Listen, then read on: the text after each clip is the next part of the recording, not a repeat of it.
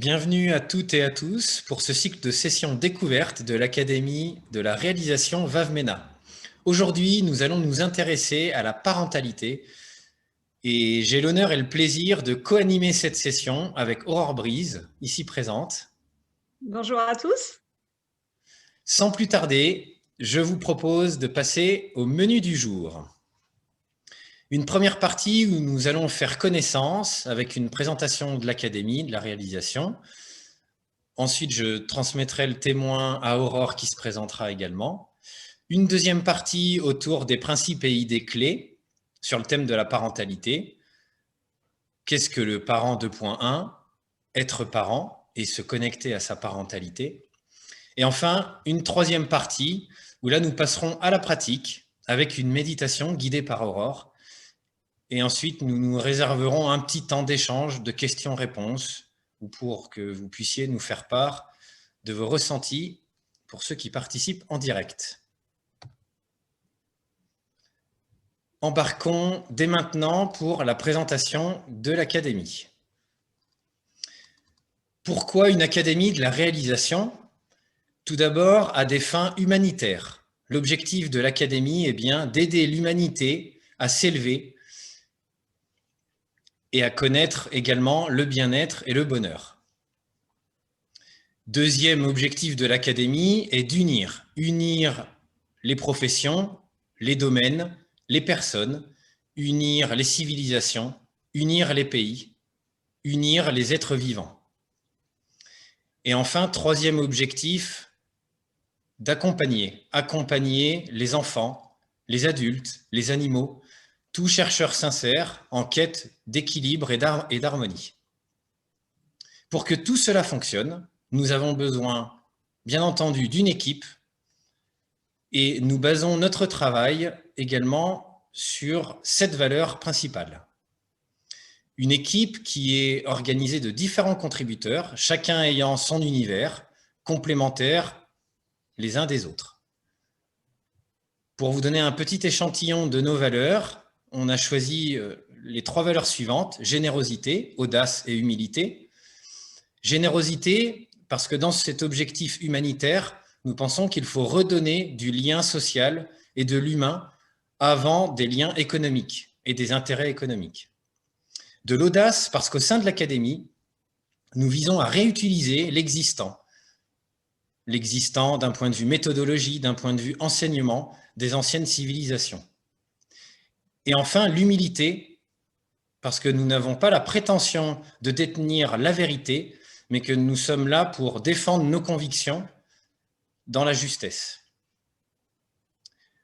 Le cycle de sessions découvertes est là pour vous donner un aperçu de ce que seront nos parcours, des parcours pluridisciplinaires qui seront lancés dès le mois de septembre 2021.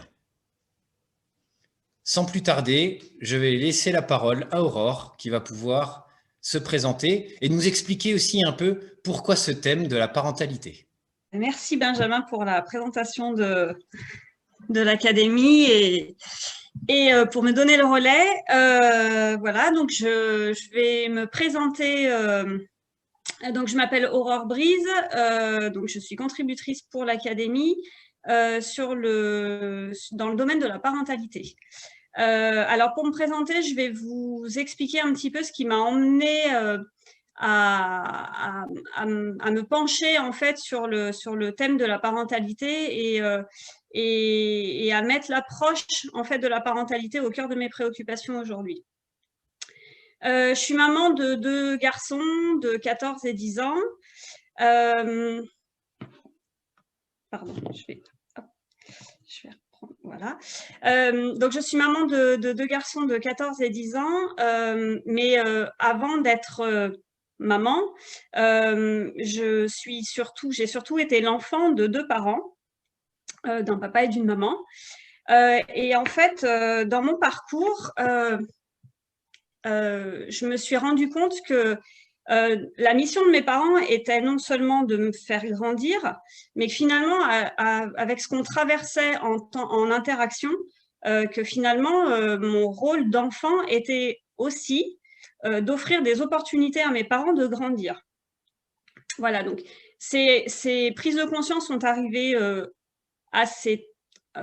quand j'étais à l'âge adulte, mais du coup, elles m'ont donné un angle de vue sur ma parentalité que je n'avais pas jusque-là, en fait. Voilà, donc j'ai vraiment commencé à me nourrir finalement de mes expériences d'enfant envers mes parents pour moi en tant que parent en lien avec mes propres enfants à l'heure actuelle.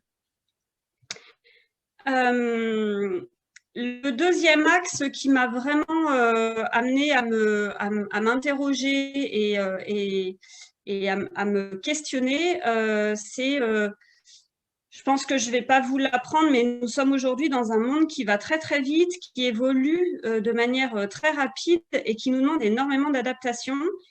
Et ça s'applique aussi à l'environnement familial.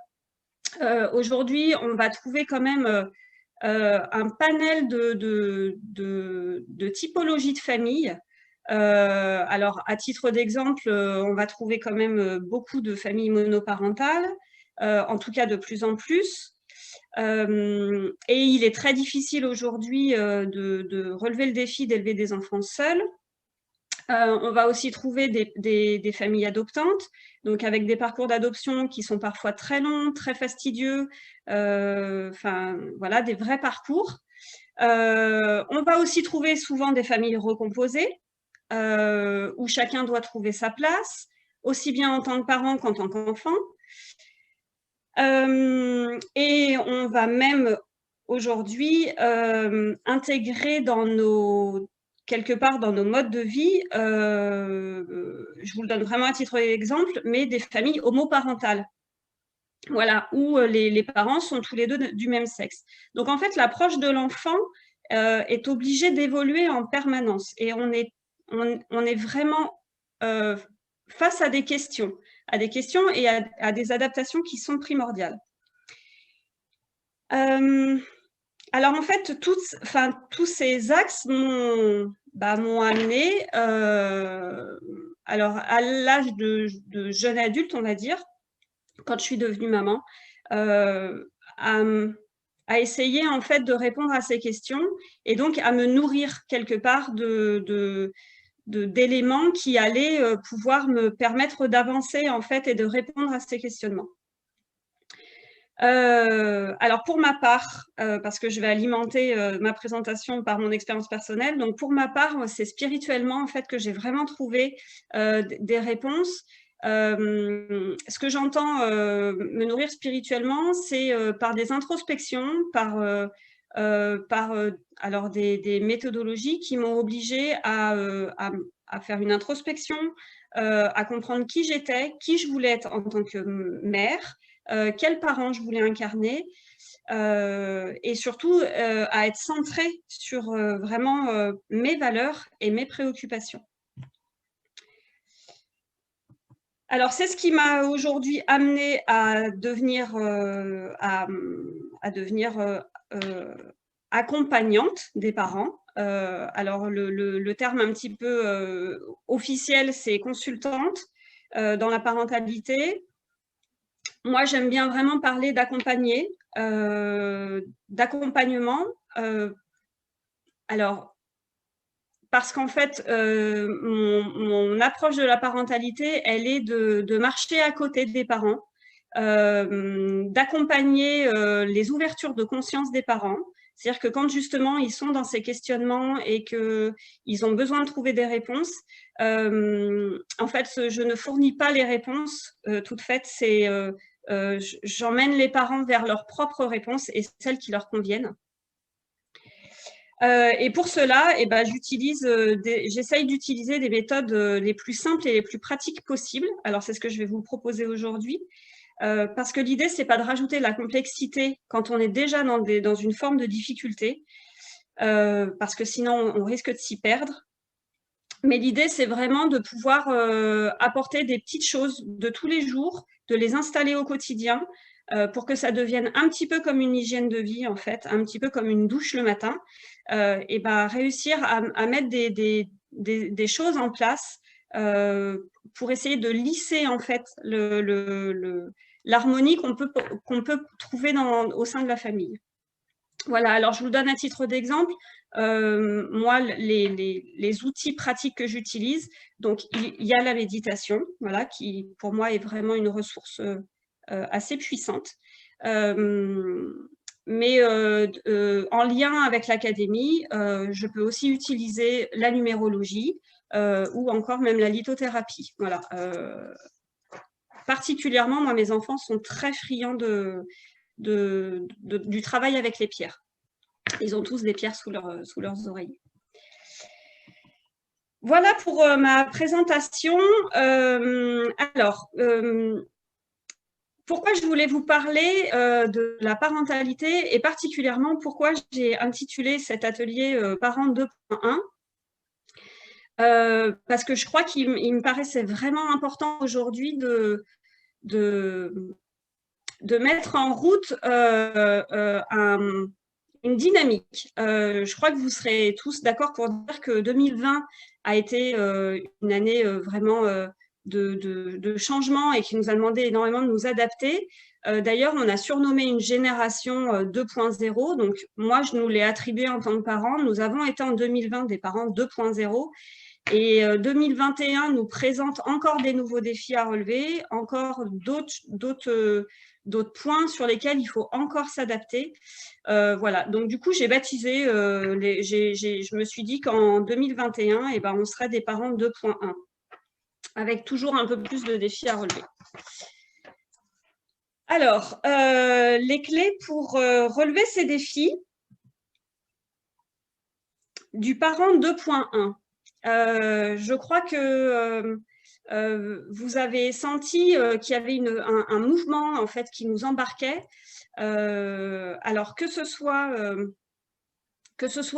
je parle bien en fait qu'on soit déjà parent ou qu'on soit sur le point de le devenir ou même qu'on l'envisage.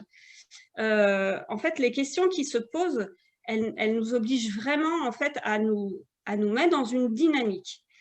Alors concrètement, en 2020, nous avons travaillé à la maison, nous avons fait l'école à la maison. Là, nous avons été obligés quand même de relever un sacré challenge et vraiment de déployer des ressources souvent qu'on ne soupçonnait pas en nous. Parce que là-dessus est arrivée une forme quelque part alors, pour certains, ça pourrait être une pression, mais en tout cas de se dire, non seulement je cherche à être un bon parent pour mon enfant, donc à gagner de légèreté, d'être présent, d'être le parent que j'ai envie d'être, mais en plus, il faut aussi que je sois dans cette forme d'enseignement, dans cette forme de transmission. Et quelque part, l'objectif devient encore plus haut à atteindre. Et en 2021, eh bien, il faut encore de nouveau rajouter d'autres défis. Alors là, je vais vous parler pour ma part.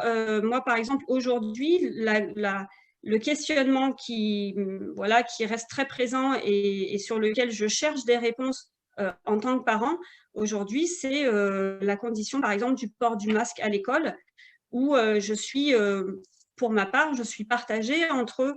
je suis dans une forme d'ambivalence en fait entre la nécessité de respecter les règles qui sont les règles de la société qui sont importantes en fait pour notre société, mais en même temps en tant que parent j'ai une vraie inquiétude sur le fait d'imposer cette règle à mes enfants. Quelles conséquences ça peut avoir sur eux. Voilà, donc en fait je suis toujours dans le réglage du quel modèle moi j'ai envie de montrer, quelle dynamique j'ai envie de mettre dans ma famille pour être toujours dans une forme de justesse en fait et d'alignement. Voilà, alors pour reprendre l'expression, souvent je dis que vraiment être parent, c'est vraiment apprendre à surfer, c'est apprendre à surfer sur une vague, à toujours être en mouvement. L'autre point important qui me semble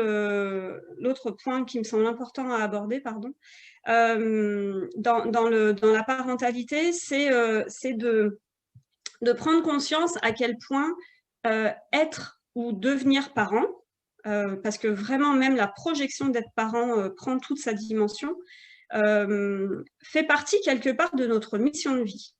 Je pense que c'est sûrement des termes que vous entendez beaucoup et en fait on est quelque part dans ce besoin de réussir cette mission de vie qu'on s'est fixée, c'est-à-dire qu'on sent un élan qui nous embarque dans notre vie au quotidien et quelque part c'est comme si on avait un objectif, on fixait un objectif au loin et on essayait de l'atteindre. Et bien être parent, ça fait partie de ça. Relever le défi d'être parent, c'est quelque part, c'est se réaliser. C'est-à-dire qu'à partir du moment où on se dit j'envisage d'avoir un enfant ou j'ai un enfant, on n'envisage que de la réussite, en fait. On ne va jamais se dire bon bah si j'arrive pas à être parent, c'est pas grave. C'est pas pour ça que je ne réaliserai pas ma vie. On a un vrai objectif de réussite. Donc, en fait, la pression, elle peut être vraiment très forte. Et en ça, je crois qu'il faut avoir conscience de l'importance d'incarner sa parentalité pour être vraiment au plus juste, justement, dans la partie de la mission de vie qu'on cherche à réaliser. Alors moi, le levier que j'ai trouvé pour répondre à ce besoin de réussir cette mission, c'est de me connecter. Alors, ce que j'appelle l'amour infini et inconditionnel, je vais prendre un tout petit peu de temps pour définir cette notion parce qu'aujourd'hui, elle englobe énormément de choses. Donc, je crois que c'est important vraiment de le préciser. Ce que j'appelle l'amour infini et inconditionnel, c'est le fait de ne mettre aucun mérite. Je m'explique. Lorsque vous avez un enfant en contact avec vous, vous lui donnez de l'amour. C'est-à-dire que vous n'allez jamais mettre de conditions à cela. Vous n'allez jamais dire « cet enfant doit mériter mon amour ». Cet amour, il est inné. Vous le portez en vous et vous l'offrez gratuitement. Vous n'attendez pas quelque chose en retour. Donc, en ça, pour moi, c'est un amour inconditionnel dans la mesure où vous ne mettez pas de conditions à l'enfant pour qu'il réceptionne votre amour.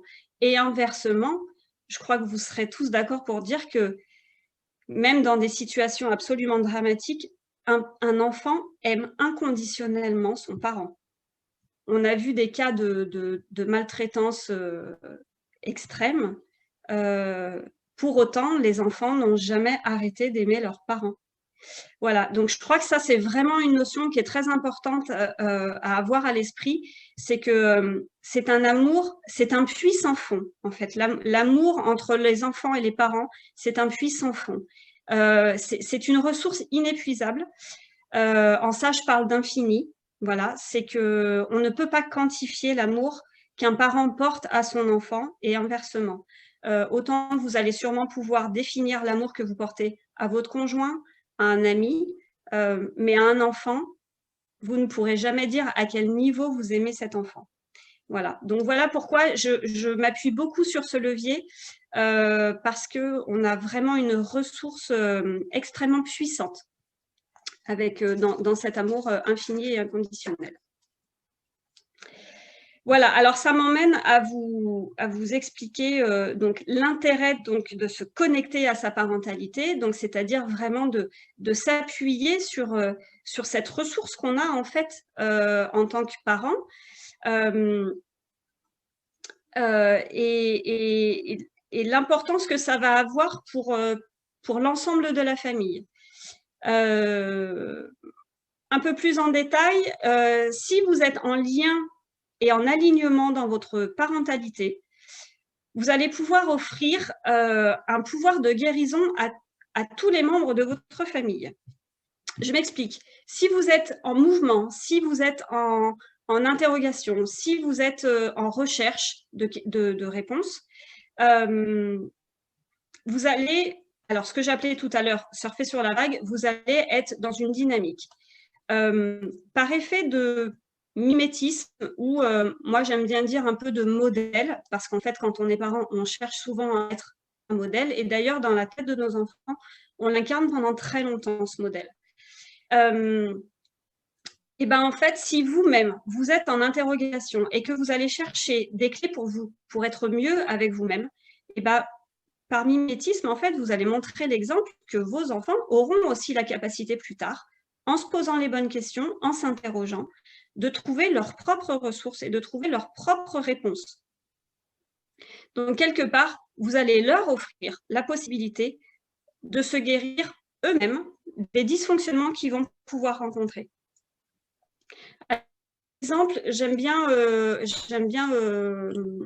raconter l'histoire du... je pense que vous faites partie, comme beaucoup de notre génération, des personnes qui n'ont pas souvent reçu des « je t'aime » de leurs parents. Et ben en fait, si vous allez vous rendre compte que si à partir de demain, vous dites toujours tous les soirs « je t'aime » à vos enfants, vous allez quelque part réparer ce que ce dont peut-être vous avez manqué. Et en tout cas, vous allez inverser le modèle. C'est-à-dire que finalement, le modèle dans la tête de vos enfants, elle va être que tous les jours, on peut recevoir un « je t'aime » et c'est complètement OK en fait et c'est complètement gratuit. Voilà. Et c'est simplement l'inversion de la tendance qui va faire la différence. En deuxième motif, on va dire, pour rester connecté à sa parentalité, et qui, je trouve, est aussi très important à reprendre dans notre vie, c'est reprendre son pouvoir de création.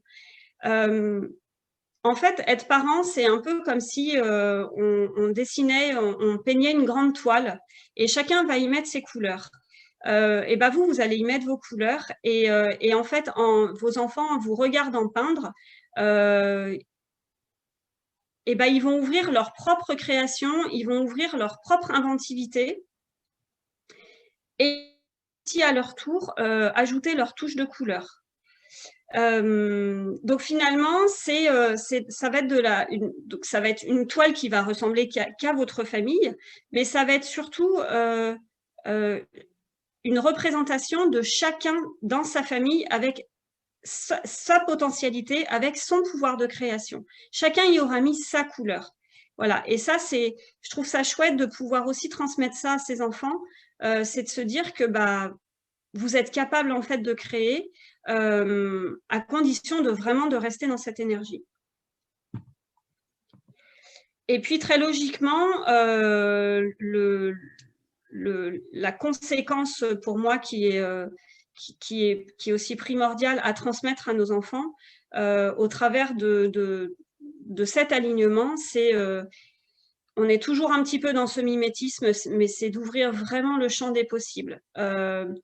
C'est-à-dire que en prenant des décisions qui sont des fois importantes, qui vont des fois bouleverser un petit peu, mais toujours dans une idée de mieux-être, toujours dans dans une sorte de mouvement, en fait, vous montrez l'exemple que tout est possible. Et que quand on se connecte à son cœur et que quand on fait les choses avec l'amour, et ben en fait, vraiment, tout est possible. Vraiment, on trouve vraiment des solutions à tout. Et quelque part, je crois qu'à un moment donné, ça aide même à se laisser porter par voilà, dans la mesure où on a levé les freins, et on va se laisser un petit peu glisser sur ce mouvement. Donc voilà pourquoi, pour moi, c'est important aujourd'hui de vous parler de la parentalité, d'essayer de vous emmener à cette connexion de l'amour, de parents, de l'amour que vous pouvez porter à votre enfant et de toutes les ressources que ça peut vous apporter. Voilà, donc maintenant, je vais vous proposer de le mettre en pratique. Voilà, là, c'était vraiment la partie théorique. Maintenant, je vais vous proposer de le mettre en pratique sous la forme d'une méditation guidée. Voilà, je vous ai repris les 3 objectifs principaux. C'est d'ouvrir la porte du parent que vous avez envie d'être. Voilà, de laisser vraiment venir ce qui est prêt à venir aujourd'hui. De vous dissocier de vos blessures du passé en restant uniquement connecté à cet amour. Et de vraiment essayer d'aller connecter cet amour qui est pur, inconditionnel et infini, comme je vous l'ai décrit tout à l'heure. Voilà. Est-ce que c'est bon pour vous? Est-ce que vous êtes OK pour passer à la méditation? On est tous prêts. Hâte de passer à la pratique. OK. Alors, ce que je vous propose, c'est de vous installer confortablement, assis, mais en tout cas, voilà, le dos appuyé et vraiment de vous mettre en position confortable.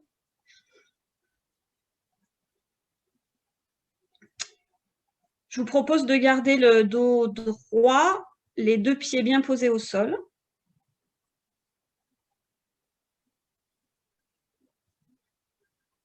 Voilà, à partir de maintenant, je vais vous proposer de fermer vos yeux.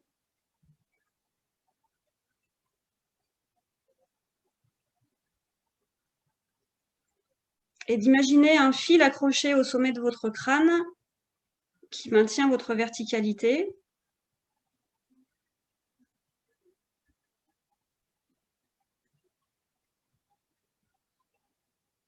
Je vous invite à vous ancrer en vous-même. Voilà, pour ça, je vais vous laisser observer votre respiration. Donc, je vous propose de compter 3 respirations profondes.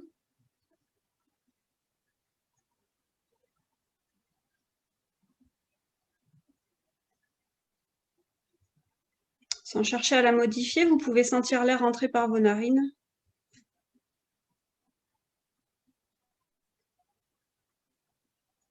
Parcourir votre poitrine et ressortir par votre bouche.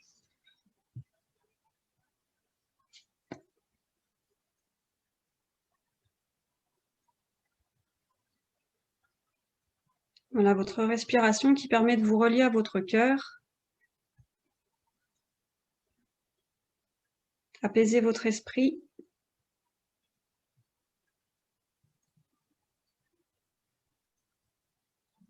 Et libérer les tensions.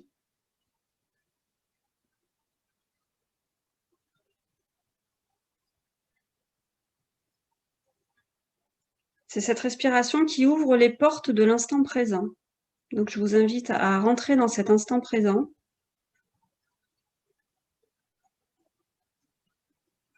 Et de rester attentif à votre respiration naturelle sans chercher à la modifier.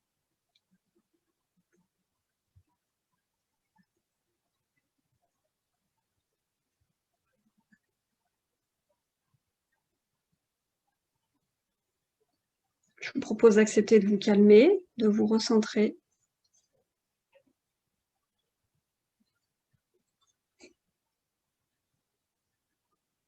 Et de vous laisser aller dans la joie et la sérénité de cet instant.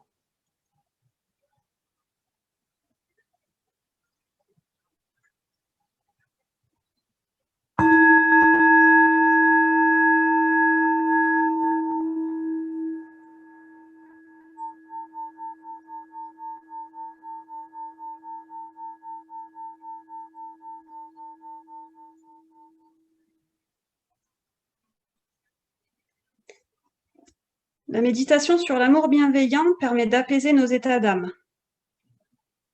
de pacifier ce qui est douloureux ou négatif en nous, et de développer des qualités d'amour inconditionnel pour les autres et aussi pour nous-mêmes.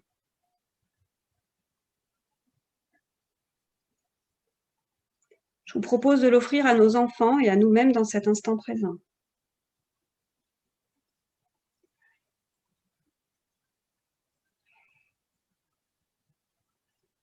Maintenant que votre esprit est calme, je vous invite à faire venir l'image de votre enfant à votre esprit.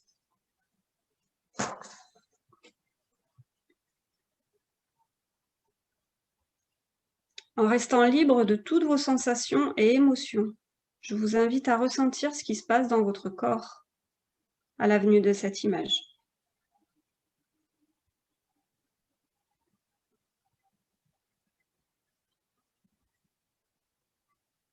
Peut-être des sensations physiques, des couleurs, des textures.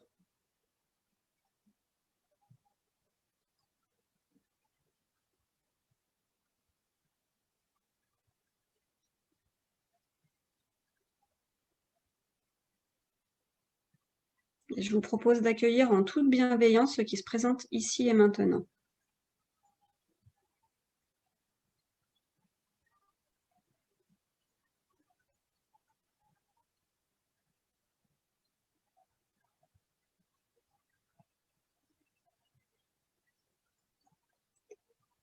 À présent, pensez à ce qui vous touche chez cet enfant, ce qui ouvre votre cœur, ce qui éveille votre amour.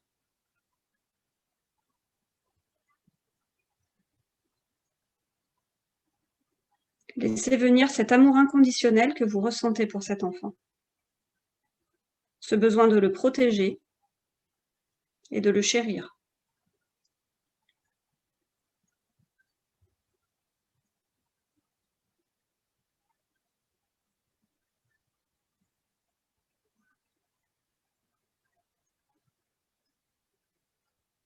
Sentez tout cet amour. Imaginez que votre cœur, touché par cet amour bienveillant et sincère, s'ouvre comme une fleur sous la caresse des rayons du soleil.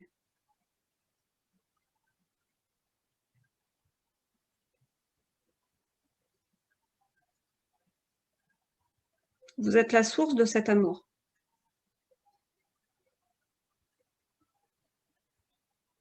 Vous pouvez le sentir vous habiter complètement. Laissez-vous bercer par ces sensations d'amour.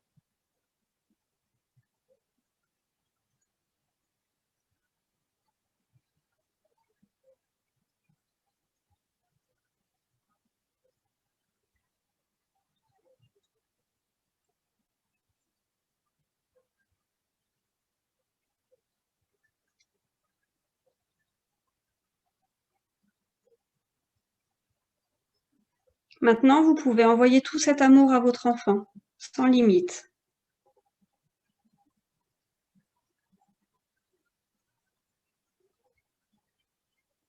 Votre enfant est une partie de vous-même.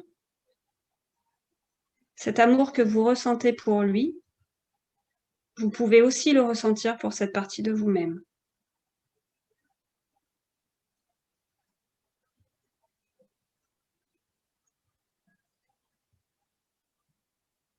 Sentez-vous rempli d'amour pour vous-même.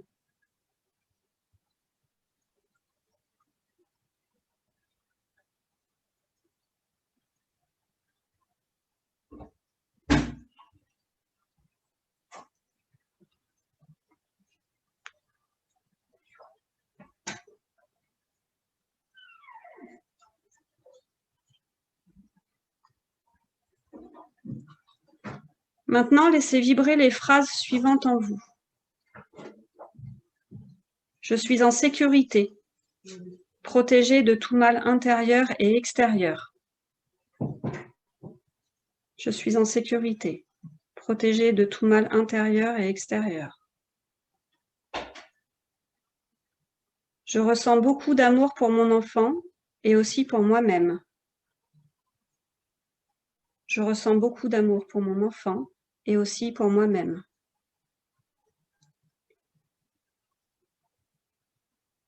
Je suis heureux dans mon rôle de parent.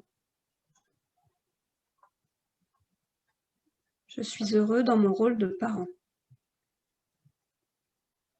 Je suis rempli de bienveillance. Je suis rempli de bienveillance.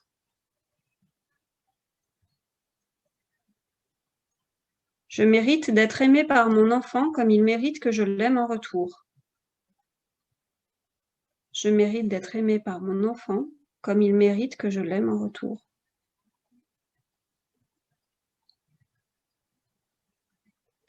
J'ai de la gratitude et de la compassion pour tout ce que j'ai traversé en tant que parent avec mon enfant.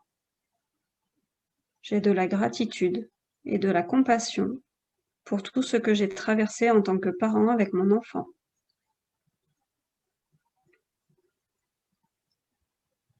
J'envoie toutes mes meilleures pensées de protection, de réussite, de bien-être, de paix intérieure, d'amour à cet enfant, pour lui et juste pour lui. J'envoie toutes mes meilleures pensées de protection, de réussite, de bien-être, de paix intérieure, d'amour à cet enfant, pour lui, juste pour lui.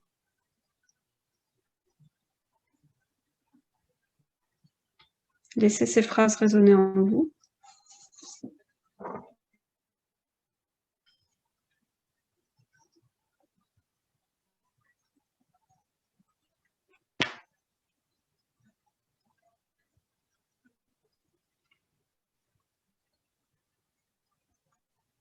Je vous invite maintenant à offrir cet amour à votre relation entre votre enfant et vous-même.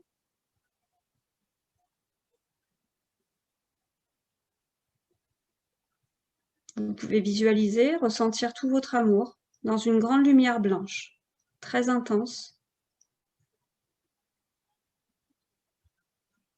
Peut-être elle vous enveloppe, vous et votre enfant, ensemble. Vous êtes unis par cet amour.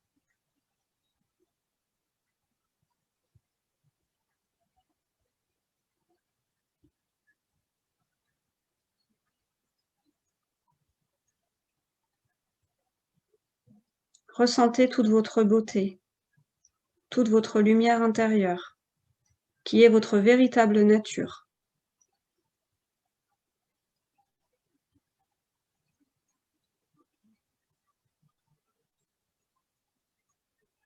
Et voyez cette même lumière intérieure chez votre enfant.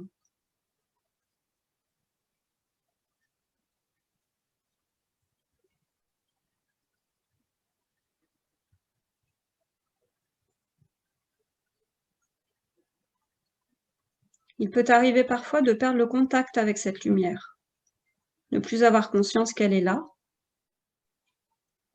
Maintenant, même dans la difficulté, vous pouvez connecter cet amour bienveillant et inconditionnel.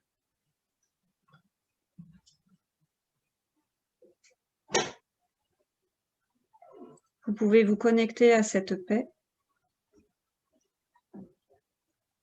Vous pouvez ressentir cette sécurité intérieure.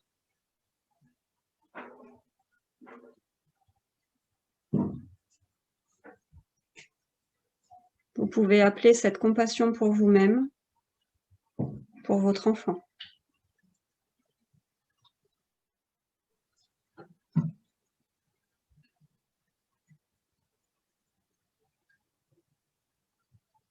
Vous pouvez cultiver cet amour chaque jour pour aller de mieux en mieux,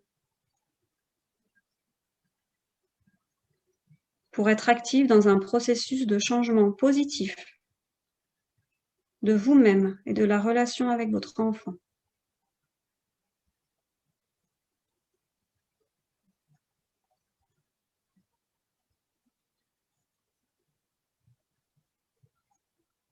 Pendant quelques instants encore, sentez-vous rempli d'amour bienveillant pour cette relation.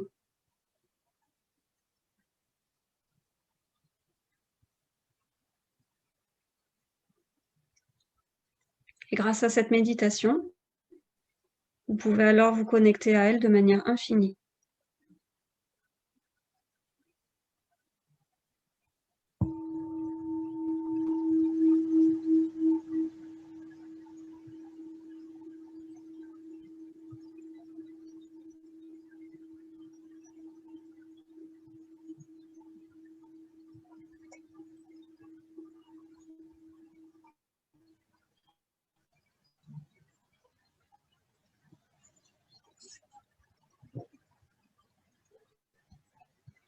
Nous allons maintenant revenir doucement vers un état de conscience normal.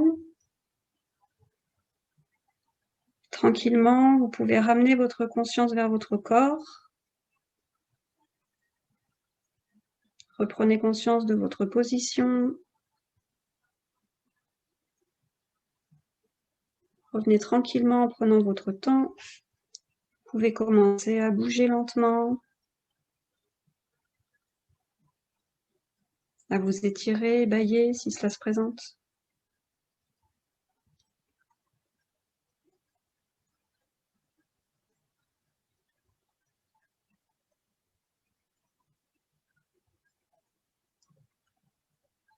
Prenez conscience de l'état de bien-être dans lequel vous êtes.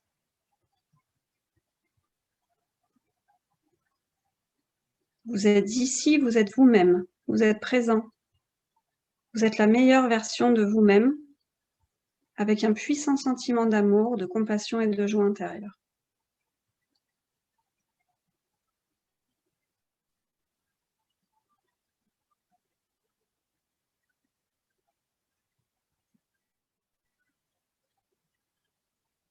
Vous êtes plus conscient de l'importance de votre amour pour vous-même dans votre relation avec votre enfant.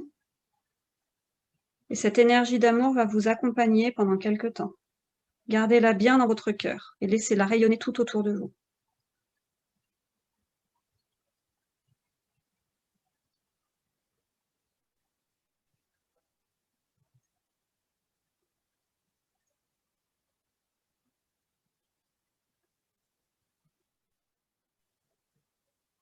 Vous pouvez vous aimer tel que vous êtes si vous souhaitez pouvoir aborder la relation avec compassion. Et dans la gratitude envers ce que vous faites au sein de cette relation.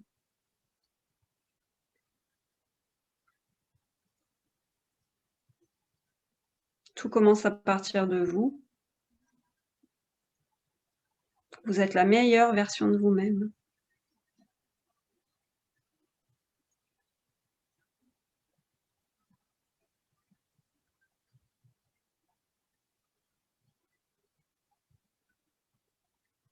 Le changement positif est possible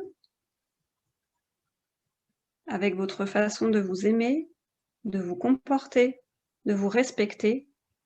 Vous pouvez tout changer.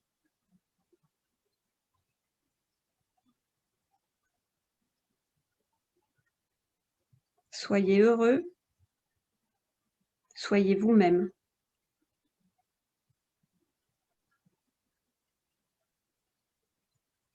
Soyez dans l'amour inconditionnel et bienveillant.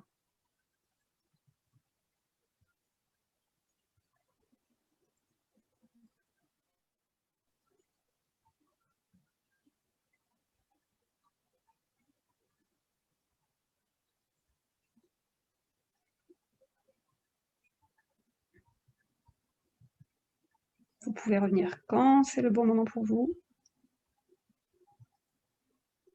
Ouvrir les yeux. Remettre votre corps en mouvement. Tranquillement.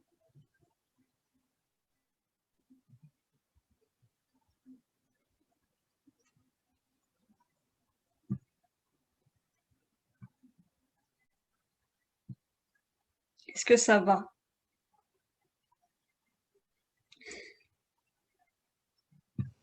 On voit des pouces. Celles qui participent, donc.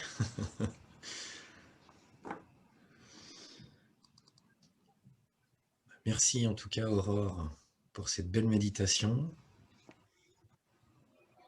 Merci à vous toutes qui participez là en direct. Un bel échange.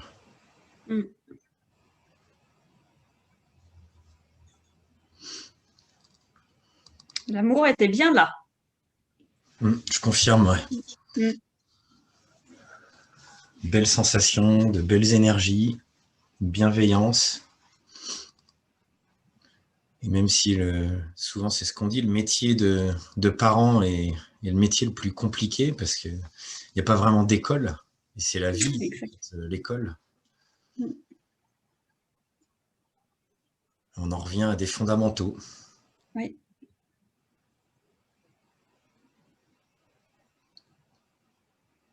Merci pour ce partage, en tout cas. Merci à vous pour votre participation. Très bien. Donc, pour la suite, nous vous réservons là un petit temps de questions-réponses.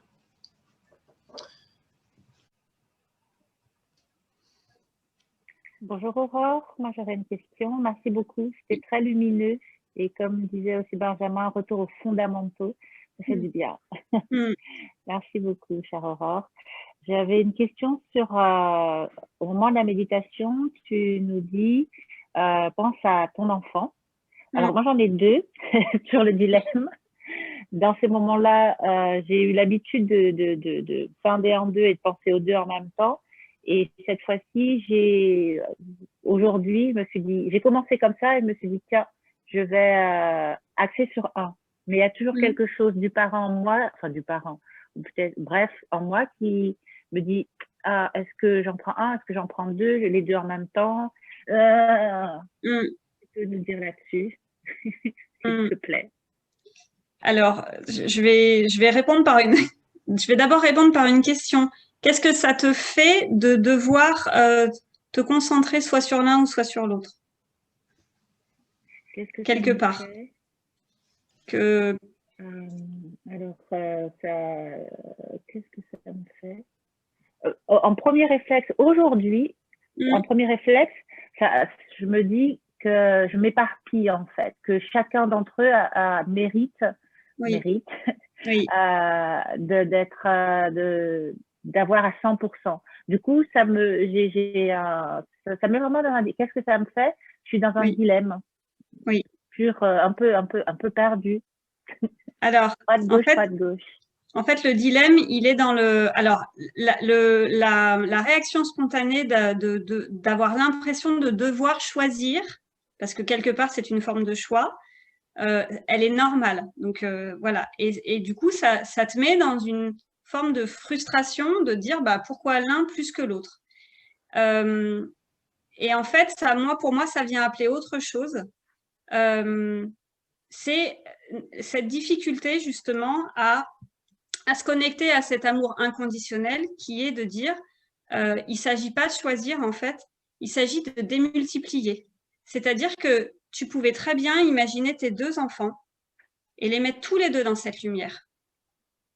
Mais en fait, quand on est déconnecté de cet amour inconditionnel, on va avoir tendance, parce que tout notre environnement nous incite à ça, quelque part à choisir, à dire bah non, je ne peux pas mettre mon attention sur les deux, il va falloir que je fasse soit l'un soit l'autre. Et en fait, l'idée, c'est justement d'aller rechercher ça, d'aller dire, tu as plusieurs enfants, donc tu as connu l'idée, quand on attend un deuxième enfant, de se dire comment je vais aimer le deuxième, en fait. Parce que quelque part, on a presque l'impression qu'il faudrait qu'on partage l'amour qu'on a et qu'on le partage comme un gâteau. Sauf qu'en fait, dans la réalité, c'est pas ça. En fait, l'amour, on le démultiplie. On va pas le diviser, on va le démultiplier. Et en fait, la question, elle est hyper pertinente parce que justement, elle vient encore inviter à se connecter encore une fois à cet amour inconditionnel qui est que, en fait, il n'y a pas de limite. Il n'y a pas de limite dans le nombre d'enfants, il n'y a pas de limite dans la quantité d'amour qu'on peut déverser. Et quelque part, il n'y a pas de choix à faire. Juste, il faut accepter, il faut accueillir, en fait. Il faut vraiment accueillir tout ce qui vient. Voilà, je ne sais pas si ça répond à ta... Merci Aurore. Oui, ça répond et ça permet aussi de répondre aux enfants aussi, qui nous posent la question, mais moi plus qu'un tel, etc. Quand tu dis que ça me ramène peut-être aussi à ce que moi j'ai ressenti petite, etc. Bon, voilà, on n'est pas là pour une psychanalyse personnelle, mais ça permet, je vois aussi comment je peux répondre plus naturellement aux enfants quand ils étaient petits, là ils sont grands. C'était de cette question. Voilà, le gâteau, il est juste de plus en plus grand, en fait. On ne sait pas comment ça se fait, mais il est de plus en plus grand. Ça se démultiplie, en fait. C'est pas un partage qu'on fait. On n'a pas une dose d'amour qu'on partage. En fait, on multiplie l'amour autant qu'on a besoin pour les enfants. Voilà, c'est vraiment, c'est sans fin. Merci.